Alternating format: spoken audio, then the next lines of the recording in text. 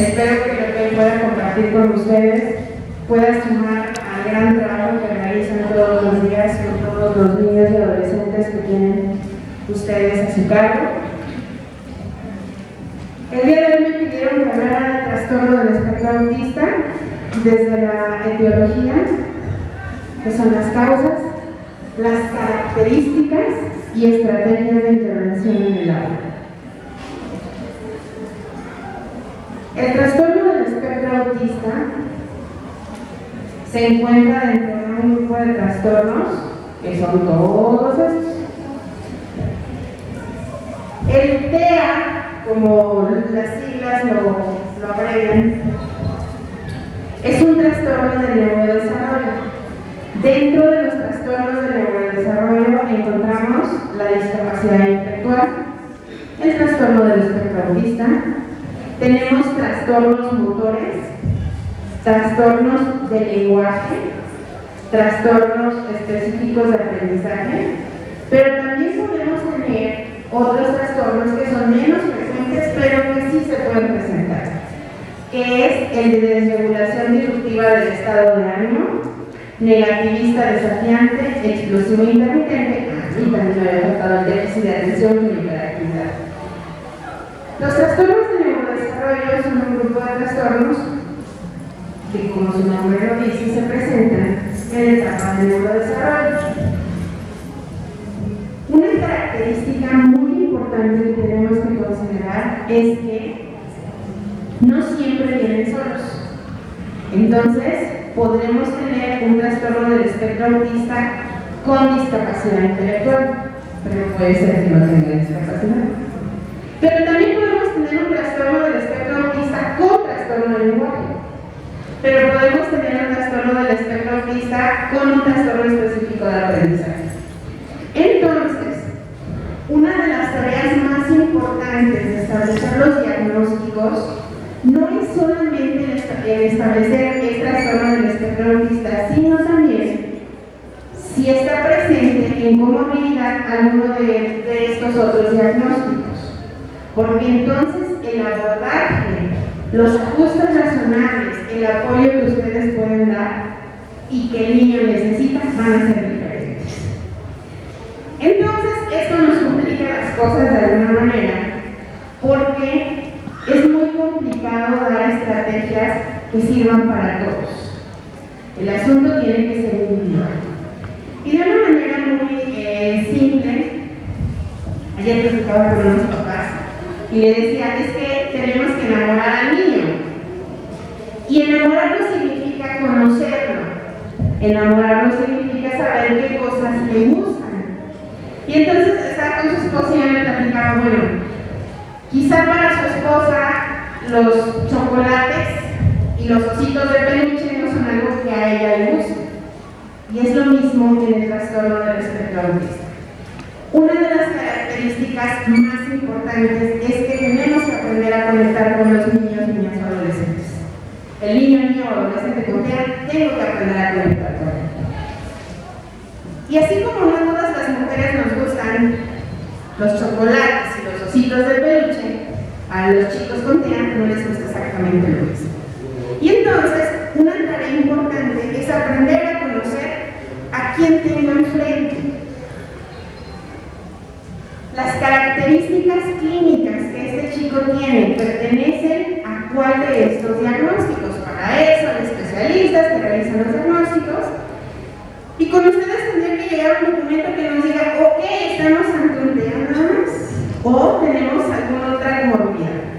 Entonces, un punto muy importante inicial es cuál es el trastorno del neurodesarrollo que tiene este chico que está frente a mí o esta niña que está frente a mí.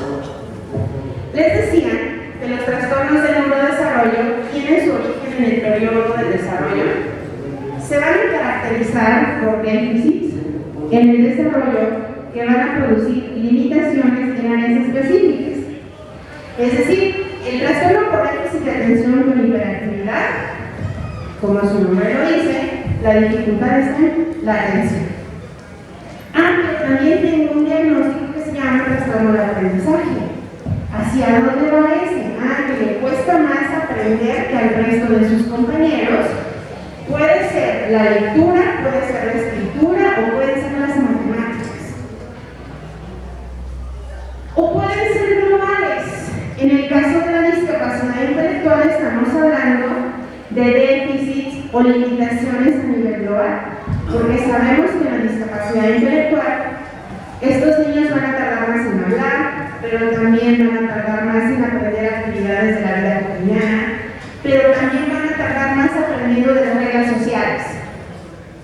Entonces, no solo se limita a la parte académica, esa es otra parte muy importante, que tenemos que considerar que estas características van a producir dificultades o limitaciones a nivel personal, social, académico o en la parte ocupacional. Y por lo tanto, los esfuerzos que ustedes realizan en la escuela siempre van a impactar en el resto de las áreas. Y entonces ahí es donde cobra relevancia el tener pláticas como esta para que entendamos mejor de qué va el día de hoy el trastorno del espectro autista.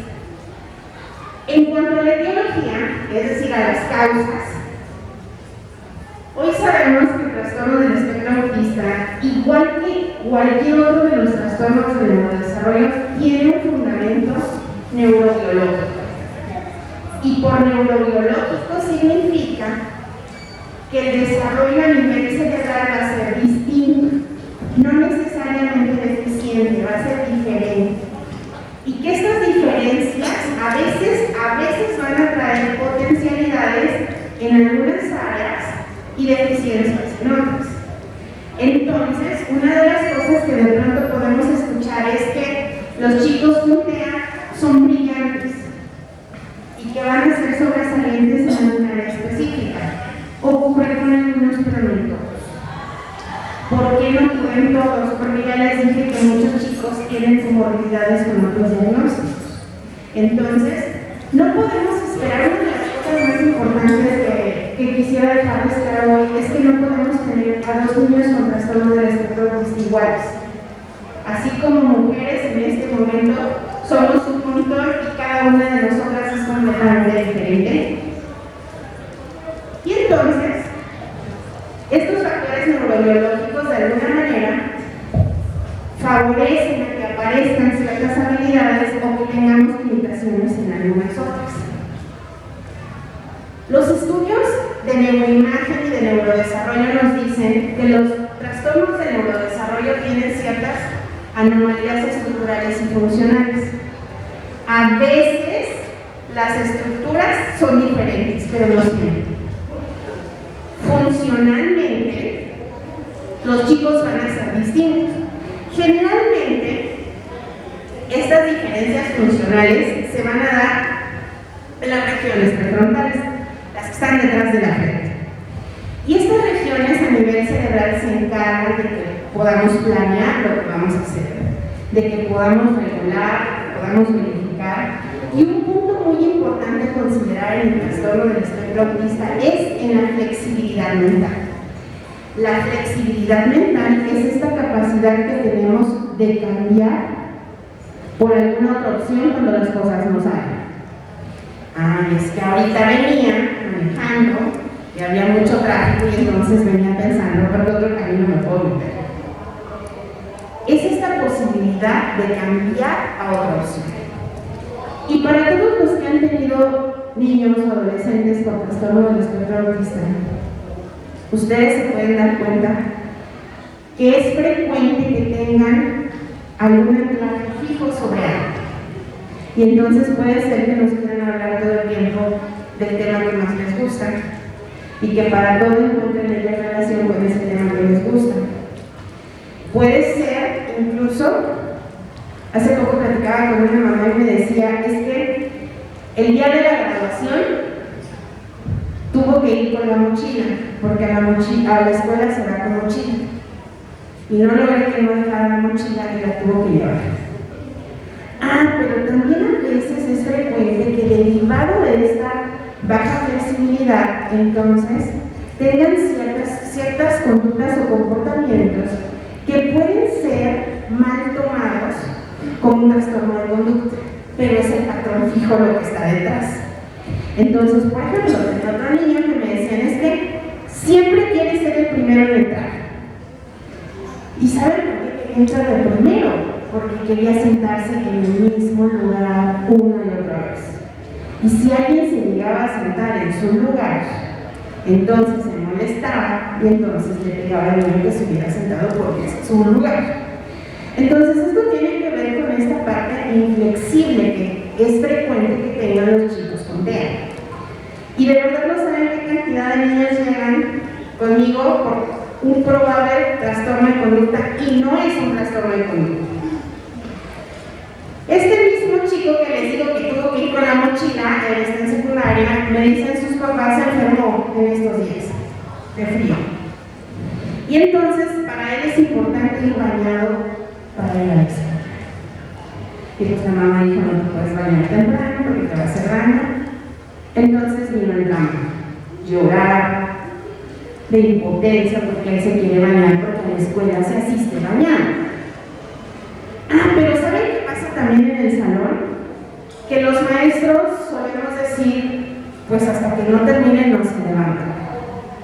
Y entonces este chico a veces puede trabajar un poco más lento y entonces no sale al recreo y no come nada durante el día porque la maestra dijo que no se puede levantar hasta que termine.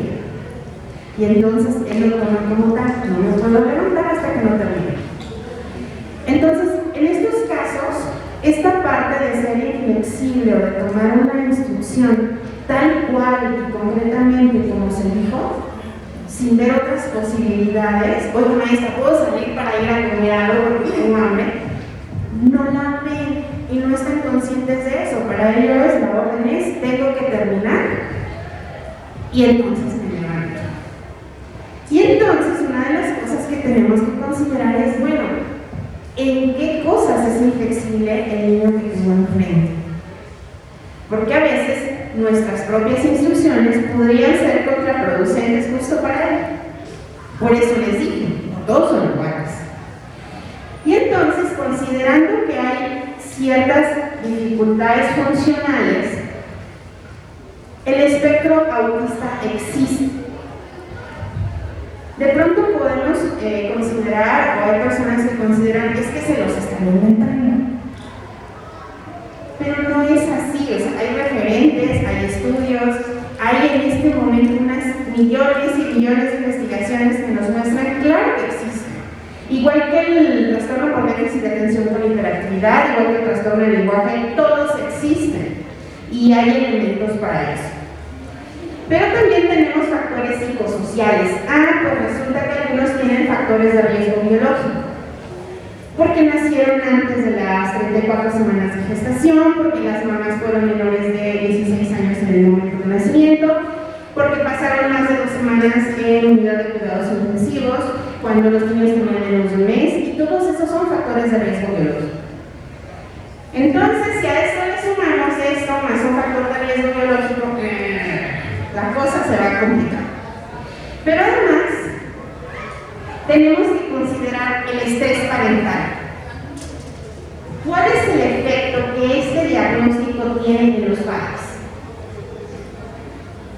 Quiero que ustedes piensen un momento cuando ustedes están muy mal en su día, que se sienten estresados, que se sienten cansados, que hoy no fue muy bien.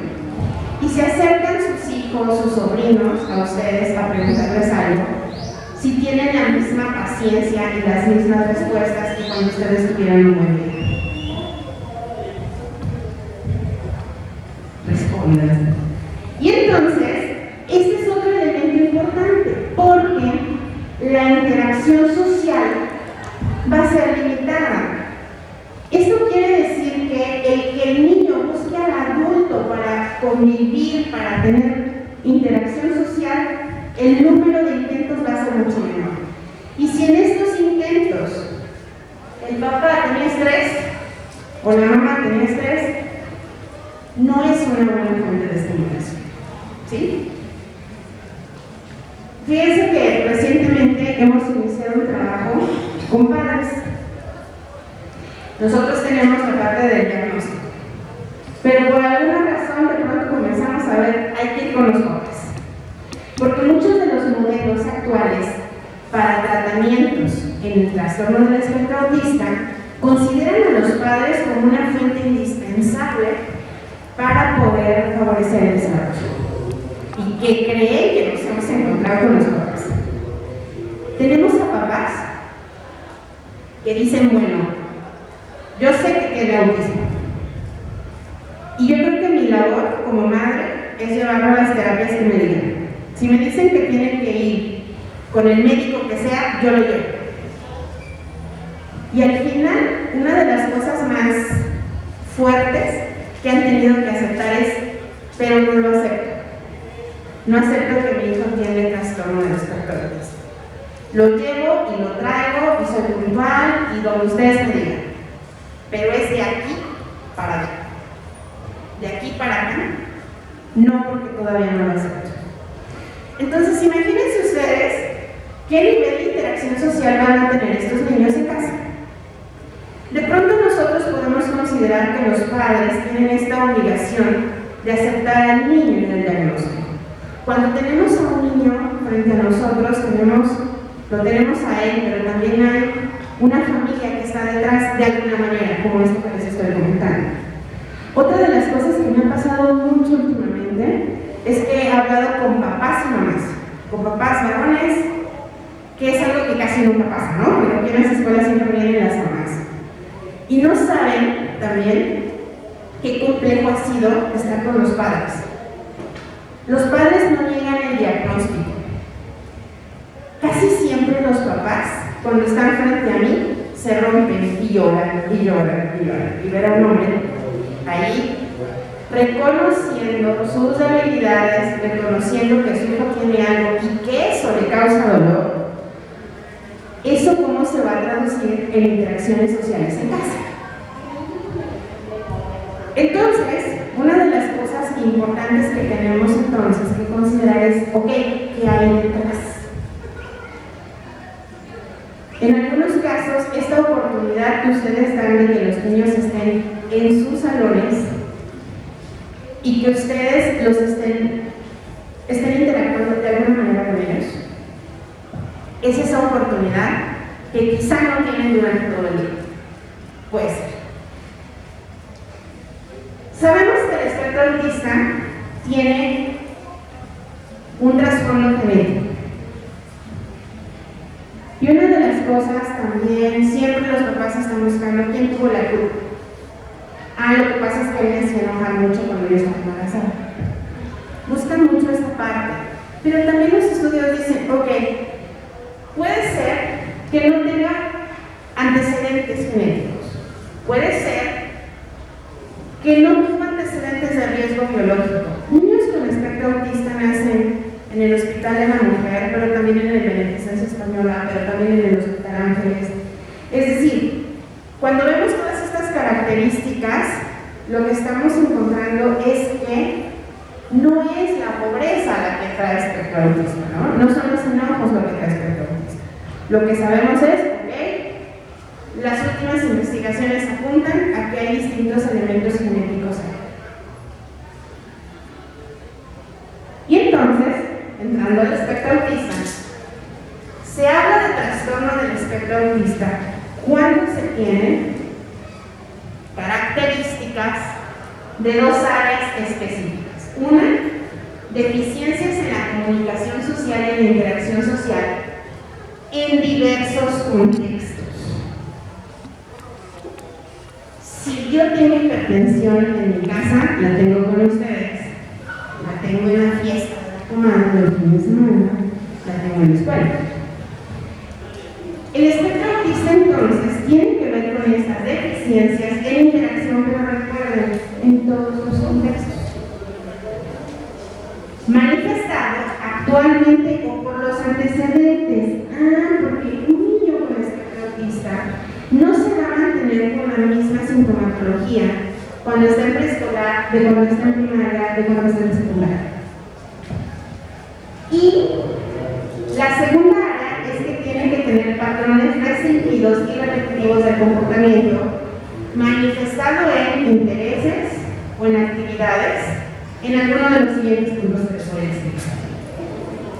Les decía que los trastornos de neurodesarrollo desarrollo son síntomas en las primeras fases del desarrollo que tienen que causar deterioro significativo en todos los ambientes en los que se desempeñan y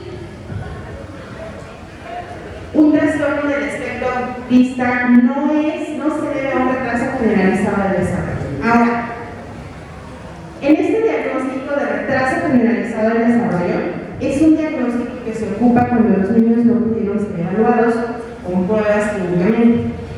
Y es un diagnóstico de retraso que es válido antes de entrar a la primaria.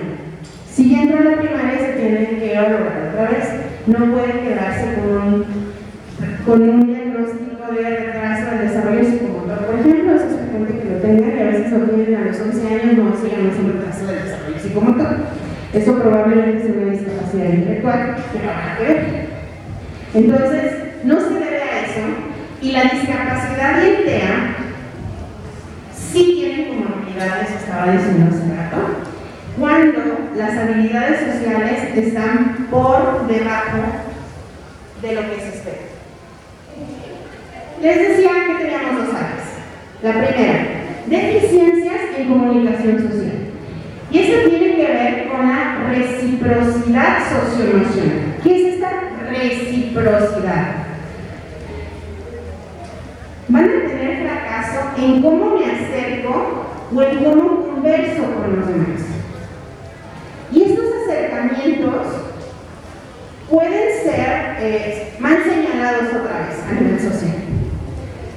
Tenía un niño que estaba en primero de primaria y cuando se acercaba a sus compañeros les daba un beso. ¿Qué hacemos las mamás, con las tías, con las abuelitas, con los tíos? Darle un besito para saludar. Y entonces el niño se acercaba dándole un beso a sus compañeros. ¿Qué creen que pasó con ese niño? ¿Qué creen que pasó? ¿Qué se les ocurre? A nivel social, era rechazado, pero además, ¿saben qué? Fue señalado con conductas homosexuales. Y era de primero de primaria. Entonces, ¿se imaginan ustedes estar en un ambiente así? El niño no sabe cómo acercarse. Y el niño les da un besito. Les juro que no tenía nada que ver con estas características homosexuales. No era eso, era la forma de acercarse. Algunos otros niños se van a acercar oliendo. Y entonces, la queja es porque huele a sus compañeros. Se les acerca mucho. Y saber a qué distancia uno tiene que estar de las otras personas es un aprendizaje social. Pero es un aprendizaje que cuando sus mamás estuvieron con ustedes diciendo, a ver, mijito, si estás con ella no puedes estar aquí porque así no es. Tienes que estar más o menos a 1,5 metros de distancia para que sea cómodo para ella. ¿Sí? Entonces, esa parte de interacción social puede ser, por eso dice fracaso. Y entonces, tenemos que tener otra vez mucho cuidado con las conductas que estamos observando con los chicos. Antes de señalarlas y etiquetarlas como esto que yo les estoy contando, homosexual, ¿qué está pasando? ¿Qué otras características tengo alrededor? ¿Cómo pasó? Pasando por la disminución de intereses. Pues porque es que siempre me quiere llegar a hablar de lo mismo y siempre quiere que yo lo escuche con el mismo cuento. Y a veces es complicado para los chicos con espectro el identificar que ya tenemos cara de aburrimiento o que ya nada más que estamos siguiendo la corriente. Puede ser de emociones. Pues es que yo estaba triste y él me sigue contando de los dinosaurios. En afectos compartidos, hasta el fracaso en iniciar o responder a interacciones sociales. Las deficiencias en las conductas comunicativas no verbales van a ser variables desde la comunicación verbal y no verbal integrada. Esto significa que en algunas ocasiones va a haber anomalías en el contacto visual, pero ya les dije que no todo es en todos. Entonces, puede ser que me mire un poco y me siga hablando, pero ya está volteando para el otro lado. Puede ser en el lenguaje corporal. Puede ser en las deficiencias para comprender el uso de gestos, hasta la total ausencia de expresión facial y de comunicación no verbal. Entonces, esto también ha sido mal interpretado. ¿Y saben con quiénes? Con los adolescentes. Me tocó en algún momento una chica con espectro que tenía una postura hacia adelante, mirando, ella sí miraba y miraba además, nunca te quitaba la mirada de encima. Hacia donde tú fueras, ella estaba así y muy firme. Y entonces, ¿sabe cómo había sido juzgada en la escuela? Por desafiar a la autoridad. Porque además esta chica tenía guías fijas. Y además a esta chica le gustaba leer y sabía de muchas cosas. Y entonces si el maestro venía y decía que Beethoven alguna cosa y ella había leído otra cosa, diferente de lo que el maestro estaba diciendo, con esta postura y con un tono de voz muy fuerte y con una mirada casi sin parpadear, ella le decía: esto es así y así y así, y lo que tú estás diciendo no es verdad, porque yo lo leí en tal lugar. Y entonces, ¿cómo era juzgada esta chica? Otra vez trastorno de conducta. Y otra vez, no era eso. Una de las cosas que vamos a ver frecuentemente con los adolescentes, ya les digo que sí leen, va a ser esta parte de ser directos, esta parte de no tener el filtro adecuado para suavizar las cosas ante los demás. Y entonces, ahí es donde viene, bueno, ¿cómo puedo yo apoyar a estos chicos